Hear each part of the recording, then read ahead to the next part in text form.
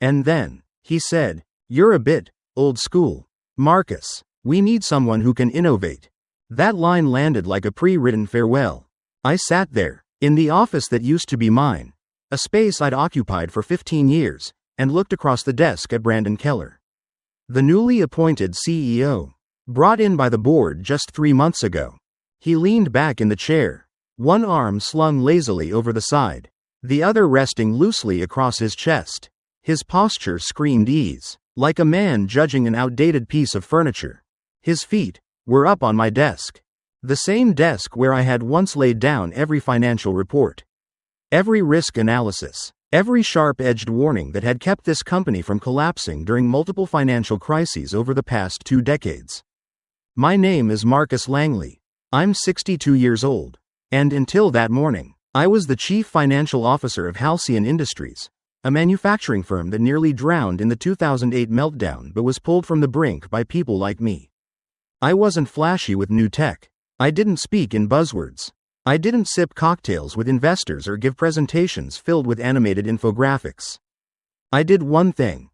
I kept the books clean and the cash flow transparent. I was there when the company had just 3 small factories on the outskirts of Des Moines. I was there when we went public.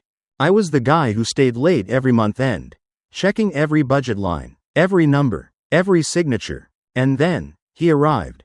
Brandon, 36, Italian blazer, gleaming white sneakers, the confident grin of a man who had once brushed elbows with Silicon Valley but never actually built a profitable company. He said, "We're taking Halcyon into a new era. And with all due respect, we need a CFO who speaks the language of modern finance." I nodded. No argument, no reaction. Just reached out, shook his hand, firm, polite, brief. Then he added, "We're bringing in Declan Rhodes to take your position. He's 29, just gave a TEDx talk that went viral about financial innovation." "Is that so?" I said, voice steady. "When does the transition happen?" 2 weeks. "We'll announce it at the next board meeting," Brandon replied, his eyes narrowing slightly, surprised at how calm I was. That very afternoon, I packed up my things. No waiting around, no dramatic farewell. 15 years. All of it fit neatly into a single cardboard box. A photo of my wife, Evelyn, taken at our lakeside cabin. A commemorative coin from our IPO. And the soft leather notebook Evelyn gave me before she passed away from cancer 3 years ago. On my way out, I saw Natalie, head of accounting, standing near the elevator. Her eyes were red. She was one of the few who had been there since the early, stormier days of Halcyon. "Don't worry," I said, giving her a small smile. "It's all just part of the cycle." What I didn't say was this. I had quietly been tracking a series of unusual transactions in the books over the past 6 months, ever since Brandon arrived. And when Declan showed up, those transactions spiked. I wasn't planning revenge. I was just doing the one job I'd always believed in, making the numbers speak. Even when no one's listening anymore. So when I walked out of that building, the first place I went wasn't home. I stopped by a small cafe on 7th Street, one Evelyn and I used to spend hours at, arguing about the best place to retire. I pulled out the notebook she gave me, the edges worn, the pages stained with spilled coffee, and flipped through the entries I'd been writing for months. And right then, everything started to click. I remembered the late nights, alone in the office after the lights on our floor had gone dark. The vendor reports from Vertex Analytics, a brand new consulting firm, that started appearing in February. Their fees were 4 times the standard rate, but there were no deliverables to show for it. I remembered the meetings where Brandon quietly bypassed the approval process, signing contracts with strategic partners, none of whom had tax IDs or verifiable business records. I remembered Declan, the new CFO, being praised by Brandon just 2 weeks before the name, Vertex, appeared for the first time in our accounting system. And suddenly, it all came into focus. No longer just a hunch, but a pattern, an unshakable logic. I remembered what my father used to say, back in his tiny hardware store outside Cedar Falls. Don't try to win arguments with words. Let the numbers speak, and never let them lie. I did exactly that. No shouting, no storming into the boardroom. Instead, I began compiling spreadsheets, comparing, documenting, mapping. Every suspicious transaction was saved in its own file. I cross-checked signatures, bank codes, contract dates, approval timestamps. I traced each foreign transfer, most of them routed to countries with ambiguous tax structures and minimal audit trail access. I wasn't CFO of Halcyon anymore, but I was still the last one who touched the old ledger. And what they didn't realize was that I still had access to an admin-level backup account, created years ago as part of our system transition protocol. Something nearly everyone had forgotten. I logged into the internal reporting portal. I accessed the audit department's backup server. I found monthly snapshots of our financial system, archived automatically and sent to Iron Ridge Storage, the secure repository we'd been using since 2015. At that moment, I knew, even in silence, the data remained, and if need be, I'd be the one to open it, so the right people could see. After several days of cross-checking, my suspicions weren't suspicions anymore. They had formed into a model, a structure, a distorted painting, but one with unmistakable lines. I knew I couldn't face this alone, not because I wasn't strong, but because what I was up against wasn't just the wrongdoing of one man. It was a systemic crack, intentional, concealed, and protected by someone higher up. And so, I called Kevin Rains, the man who had been head of internal audit under me for 8 years. We agreed to meet at a diner on the outskirts of town, the kind of place no one from the office would ever think to visit. Kevin arrived early. He looked different, wrinkled shirt, messy hair, eyes tight with tension. He kept glancing over his shoulder, like someone afraid they were being followed. I got promoted, Kevin said quickly, his voice laced with unease. I report directly to Declan now. I smiled, keeping my voice calm. Congratulations, they picked the right guy. Kevin didn't smile. He stared down into his coffee. His hand trembled slightly. Then, after a long silence, he spoke. Marcus, they replaced everything. New software, new interface, new approval flow. Everything goes through Declan. No one has independent access anymore. I stayed quiet, but my chest tightened. And, Kevin paused, his eyes shifting. They're saying, you resisted the changes. That you messed up the quarterly report. Some people are whispering that you were forced out because of ethical concerns. I looked at him, said nothing. I didn't have to, because in that moment, I understood. I wasn't just pushed out. I was being erased, systematically, deliberately, according to script. Kevin looked down, his voice barely above a whisper. Like a confession. They said, anyone who talks to you would be flagged. I've got a mortgage, 2 kids about to start college. I'm sorry. I nodded. Still, no blame. I'd seen stronger men crumble under far less pressure. You're right to protect your family. I said softly. Hold on to what you can't afford to lose. Kevin. He left right after. Didn't look back. And I stayed behind. Sitting alone in that half-empty diner. The weight in my chest like a stone. So, none of them would speak up. Not one of them willing to tell the truth. Even when the data was screaming, begging, to be heard. I knew I was slowly being isolated. And no one had to lock the doors. They just whispered the right rumors into the right ears. But they forgot one thing. I once taught Kevin the very first rule of auditing. Systems can change, but raw data can't, if it's been backed up at the right time. That night, I went home. I opened my laptop and logged into the emergency admin account I'd quietly created during my final days at Halcyon. A routine practice in every system transition, but it seemed they were too rushed to remember to delete it. I went straight into the mirrored storage server, where I knew every transaction over $50 was automatically duplicated, per the protocol I had implemented after the Jackson merger in 2018. And I began to trace every account code, every shady consulting invoice, every shell company, every outbound wire transfer that lacked proper tax documentation.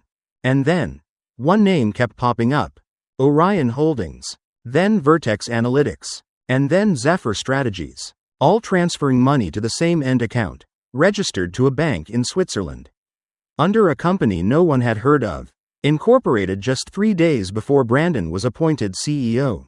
I sat there, in my empty kitchen, the screen bathed in soft yellow light. The clock read 2 a.m. Outside, the streets were silent, as if the entire world had gone to sleep. But something inside me had woken up. Not anger, not grief, but resolve. The resolve of a man who'd kept quiet his whole life, but refused to be deleted from history with a single click. And so, I stopped retreating. I spent the next 3 nights in that quiet house, alone, surrounded by a mountain of files, money trails, forged reports, and relationship maps twisted like wires in a burnt circuit board. And slowly, bit by bit, I pieced it all back together. By the 4th night, I had built a complete financial map. Nearly $12.4 million siphoned from Halcyon through a network of shell firms. Duplicate invoices, phantom consulting fees, money routed in circles back to the same Swiss account, and a direct link between Declan Rhodes and Vertex Analytics, the central intermediary in the entire scheme. I printed everything, carefully, not a line missing. I made 3 copies, each placed in a sealed envelope, along with a concise but clear letter of explanation, addressed to 3 board members I believed hadn't been compromised. Elaine Morrison, former head of manufacturing, the only one who ever questioned my forecasts when things didn't add up. David Patel, Union Pension Fund representative, who once opposed Brandon for being too silicon, too slick, and Arthur Linwood, the oldest member of the board, quiet and low profile, but never absent for a single vote. I scheduled the emails to go out at exactly 7 a.m., 3 days later. At that moment, I wouldn't be at home. I'd be at a law office, where I had already handed over all documentation, voice recordings, and a signed statement to testify before the SEC. But I had one last thing to do. I called Natalie, the only person left from the old accounting team. She agreed to meet me after her shift. At a small cafe by the bridge, Natalie arrived. She looked thinner, eyes dark with exhaustion. She pulled out a slip of paper, hands trembling. They gave me 6 weeks to find another position in the company. If I don't, it's organizational restructuring. I sat in silence for a moment before asking softly, "Do you remember the backup audit protocol after we absorbed Orion last year?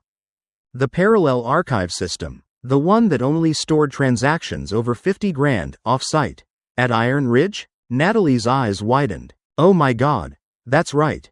I still have access." I nodded, carefully placing an envelope on the table.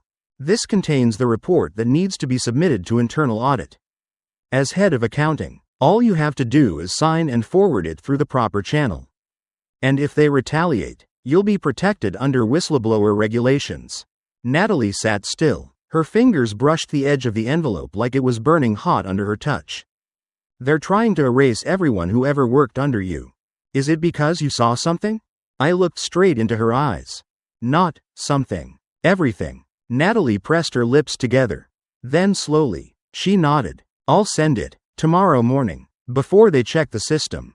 I placed a hand on her shoulder, gently, but firmly. "You're not just saving this company, Natalie. You're saving the people you once thought were just coworkers. And you're saving yourself from becoming part of the silence." That night, when I got home, I placed the final copy of the report inside my personal safe, along with the last letter Evelyn had ever written to me, a note she'd left before her final hospital stay. If one day you find yourself standing alone, then let what you believe is right stand with you. I sat for a long time by the window, watching the city lights flicker like a distant, uneven heartbeat. Then I reset my alarm clock. Tomorrow, everything would begin. I didn't need to wage war. I didn't need threats or shouting. All I needed was the right person to read the right numbers and let the truth erupt, like a fire alarm in a room long thought to be soundproof. 6 weeks after I left Halcyon, everything exploded. At exactly 7:15 a.m., the 3 scheduled emails hit the inboxes of the board members I had chosen. In the emails, I didn't accuse anyone. I didn't have to. I simply let the numbers speak. A link to the full documentation, the data retrieval code for the original backups stored at Iron Ridge, and a line-by-line breakdown of every questionable transaction, every phantom fee, every shell company, all leading to the same anonymous account at a Swiss private bank. I ended each email with one final sentence. "I am not asking for my position back. I'm only asking you to look at what Halcyon used to be. And ask yourselves what we left behind on the road to modernization. I shut my laptop. I didn't check for replies. I didn't wait for a call. Instead, I walked down by the river, where Evelyn and I used to sit on Sunday afternoons. She used to say, "Water knows how to carry sorrow farther than the wind ever could." By noon, my phone started to buzz. The first call was from William Archer, chairman of the board. I didn't answer. The second was from Brandon. I let it ring out. The third was a message from Natalie. Emergency board meeting is underway. Elaine ordered all budget approvals halted.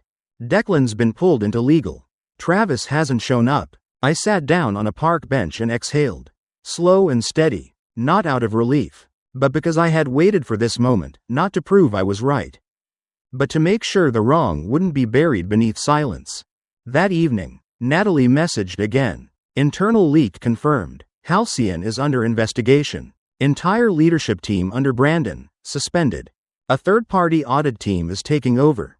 I wanted to say thank you. I didn't reply right away. I just stood up and walked toward the city lights spilling onto the water. And then, the phone rang again. This time, it was a call I didn't expect. Arthur Linwood, the oldest board member.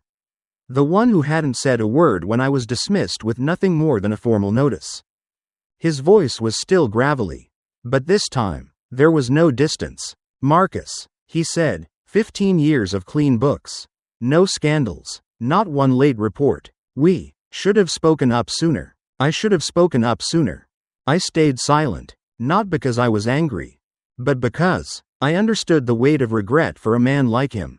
"We'd like you to come back," he continued, "not for long, just to help legal coordinate the audit and steady the system during the transition." I looked out over the water slowly flowing beneath the bridge. "I'll help," I said, "for Halcyon, not for my reputation. But I won't be returning full-time." "Why not?" he asked. I smiled, for the first time in weeks. "Because Halcyon needs someone who can innovate. And me, well, I guess I'm a bit old school, aren't I?" On the other end, he laughed, dry, but genuine. 3 months later, I stood on the porch of a small wooden cabin in Asheville, North Carolina, the place Evelyn had always dreamed of retiring to. The house wasn't big. 2 bedrooms, a study, a balcony facing the Blue Ridge Mountains. But it was quiet enough to hear myself think without interruption. Halcyon survived. Brandon and Declan were fired. Under federal investigation, several board members were replaced. Reports were made public, with full transparency. Employees weren't harmed. Stock prices didn't collapse. And best of all, the accounting department was handed to someone who deserved it. Natalie, now the new CFO. She messaged me, "Thank you. I've kept the parallel backup system. And I'll teach it to every generation after me." I didn't write back much. Just one line. "Let the numbers speak, and don't let them lie." And that is the story of Marcus, a man once called too old school. Cast out of the role he had protected with quiet integrity. But instead of fighting with words, he chose to do what he did best. Let the numbers tell the truth. No shouting, no pointing fingers, just principles, and the courage to follow transparency all the way to the end. Because sometimes, revenge isn't about watching someone fall. It's about preserving what's right in a world slowly making peace with what's wrong. What about you? If someone called you too old school, would you walk away, or quietly leave behind a legacy no one could erase? Share your thoughts in the comments below. And if this story touched something inside you, don't forget to like, share, and subscribe to Reddit Stories Telltales. We're here to tell stories that stay with you, even when your eyes are closed. See you in the next video. Sleep well.